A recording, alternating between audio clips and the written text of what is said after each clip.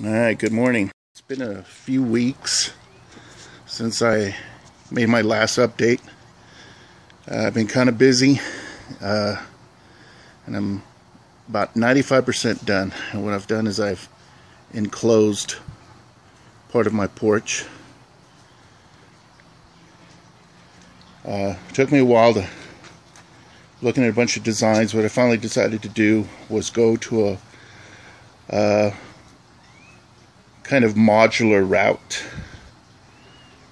What I've basically done is I built 4 frames. Each one is about 8 foot by 8 foot, give or take. And then I'm having them kind of support each other. I only have 3 screws actually connecting it to the porch. I did that on purpose because I wanted to be able to take it apart easily and store it for next winter if I decide to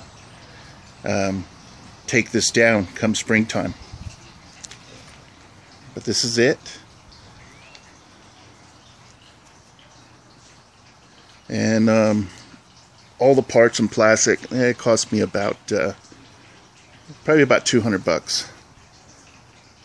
So I did this over the course of about a month. Built the frames first, and once I had those all set up, cleaned the porch out, and then went ahead and got the poly and the duct tape, and I have some wood strips to help reinforce. I still got a few more of those to do. We'll take it inside now. Okay, we're inside, and this is probably the biggest wall here.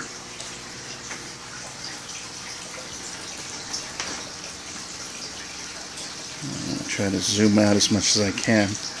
As you see, I've brought in what I could, which basically was just my little upside down garden. I bought this a few years back over at Sam's, and it's doing extremely well. And we did have a freeze the last couple nights, so definitely saved all these. I've got some spicy oregano growing, and it's just going crazy. I have a couple spinach plants I've already harvested a couple times, and this was kind of a surprise. It's a cucumber plant that has already started to still flowering.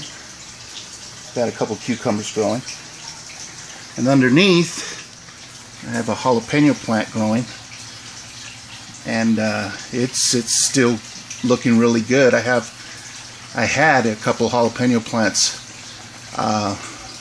growing outside, but I couldn't bring them in time, and they're just all dead. The freeze just really killed them. So looking forward to that. Probably going to pick some jalapenos today. And this is the rest of it. I've had lots of space. Got the fan here, get some air movement. It is quite a bit warmer. It's warmer in here than it is inside my house, actually. I don't have a thermometer, so I got to get some type of temperature gauge so I can start monitoring that. And it's pretty humid in here. There's my fish tank. All the fish are doing really well. I had to put some more water in it today, and I have some still have some rainwater saved up in some barrels here in the backyard. I'll be able to top that off. One of the good things too is I figured the reason why I put it in here, this is my laundry room right there, and there's the exhaust, so when I'm washing, as I'm drying the clothes, I get to pump some additional heat and humidity in here, and it doesn't just get wasted. It gets brought in here. I guess that also helps to keep it nice and humid. As to what I'm growing, I still have some tomato and garlic plants, and they seem to be doing pretty well. Nice long root systems, and they're pretty well attached.